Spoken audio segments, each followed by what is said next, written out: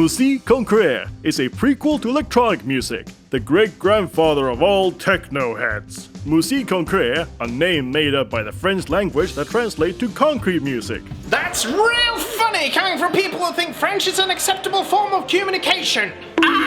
The simplest explanation is that Musique Concrète is sampling. But in the beginning it wasn't used for dance beat or synthesizers, but to sample the mundane and layer it to create complex yet relaxing ambience. By the way, in this video I'm not gonna use proper terminology like recorded or taped or preserved, so I'm just gonna say sample, because one, this is not an educational video, it's Pagefire, and second, I'm a modern man with modern problems, so let's dive into these old school problems with modern solutions.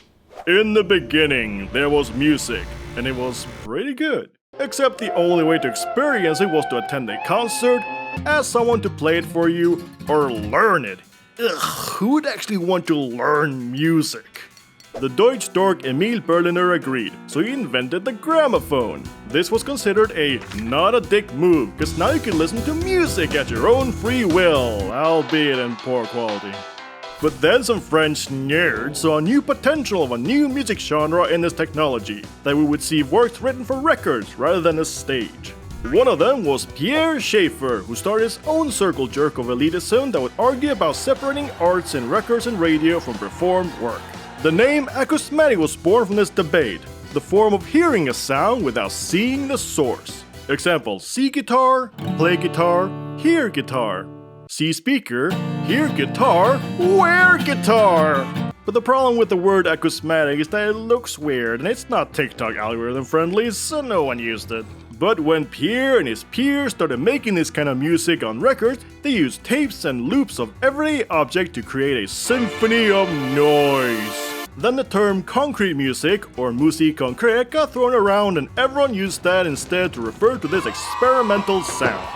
One of the songs by Pierre was Etude au chemin de fer, Railway Study, which features field recordings of a train station. Yeah, it's just the audiobook version of train arriving at a station. Watch out, listeners! The genre's history and groundbreaking terminology is now being taught in university lectures for those taking music seriously, but also as a Spotify playlist. It's a real playlist, and you can listen to some classic Musique Concrète stuff in the same place you would listen to Pagefire. So surreal. Martin, the other blonde, long-haired one, wrote a chapter about Musique Concrète in his bachelor thesis about noise as an aesthetic in musicology. So, good job, buddy. A lot of these early pieces are experimental, focusing more on soundscapes. It wasn't until the song Psych Rock was made, where sampling was performed with a drum beat to create a really catchy... Wait, I know that melody. Oh, that's where they got it! But the most mainstream example is Pink Floyd's Dark Side of the Moon. The album has elements of Musique Concrète like the song Money, that has a tape loop of a cash register matched to a 7/4 groove in order to fit the security convention scene in Paul Blart 2. Also, that album literally printed money. And it's not hard to find several genres that wouldn't exist without Musique Concrète, like Kraftwerk with their song Autobahn leading to techno,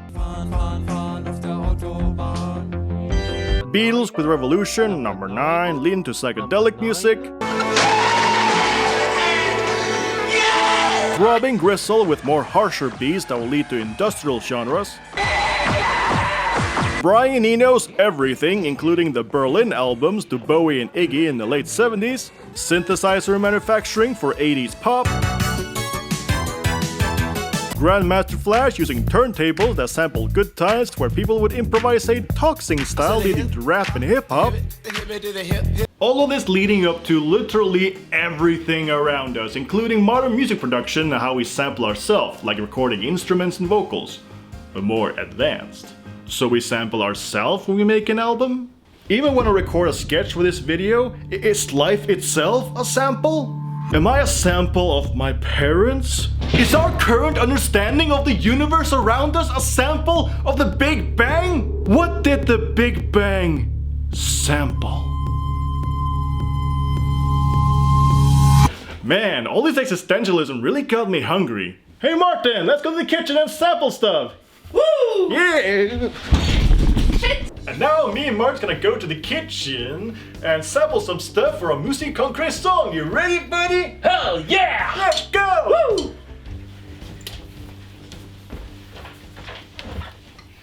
Yeah!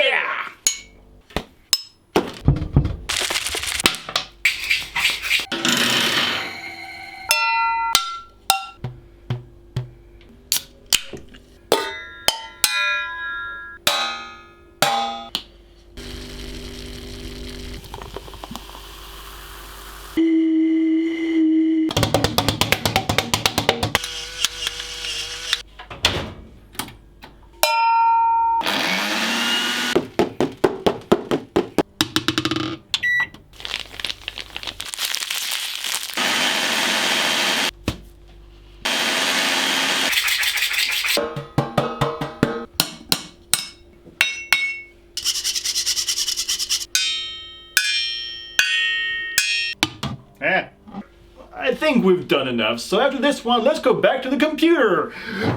Now that you bashed your head against a concrete wall and start a revolution, it's time to take the sounds you recorded and make a nice beat. Except we can't call it that. A piece? A composition? Acousmatic core? You decide! Set the BPM to nothing. Absolutely nothing, and while you're at it, turn the grid off. We're going loosey-goosey, baby. Organize all your samples neatly so you know what is where. Create a new track and give it a cool color. No. Perfect. Using this video by Gabriel Bolaños, we're gonna use the 5 fundamentals of Musique Concrète. Splitting tracks, where we split the track in 2, mimicking a tape cut. We can use that to isolate specific samples to fuck around with the ADSR of the track, like cutting off the start and only leaving the trail. Reversing the audio, so we have a nice riser or a weird result from a rhythmic hit. Looping, where you just loop it, just loop it, just loop it, just loop it. Time stretching, where we take the track to yoga class and just drag it out. I didn't use this too much because the digital artifacts were a bit distracting. And pitch shifting, simply changing the pitch high or low, like how I used the bottle to create a low bass tone. Using these techniques and playing around with samples made me create this monstrosity, a soundtrack for an unreleased French avant-garde film. This track is split into 3 sections. Part A is very simple horror-esque section made with a bottle, oven grid minus the hit with a reverse lid, closing the cupboard, and hitting the blender with a drumstick. Part B has a bottle belay with a pitch down layer that goes a semitone down. That's layered with a long lid head, reverse shaking noodles, blender loop, and reverse oven grid, along with constant lid hit. Part C, I got a bit crazy. I took the lid hits and just layered them together. Then added the noodle shakes as well as more lids and some demonic backwards talking from us just talking to each other. Then it ends with simple lid hits with some reversing. And now that you got the song finished, add a limiter and render away. While you're at it, borrow your local film snob and create some experimental music videos for it.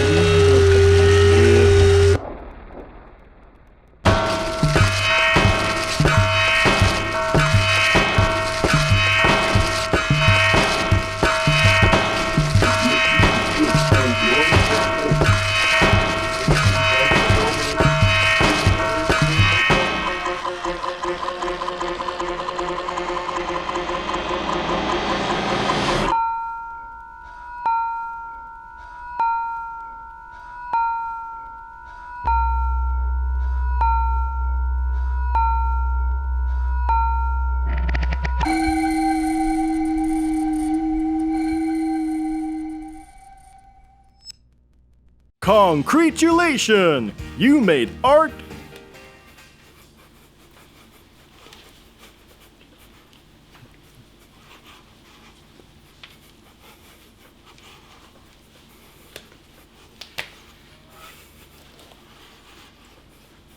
The end.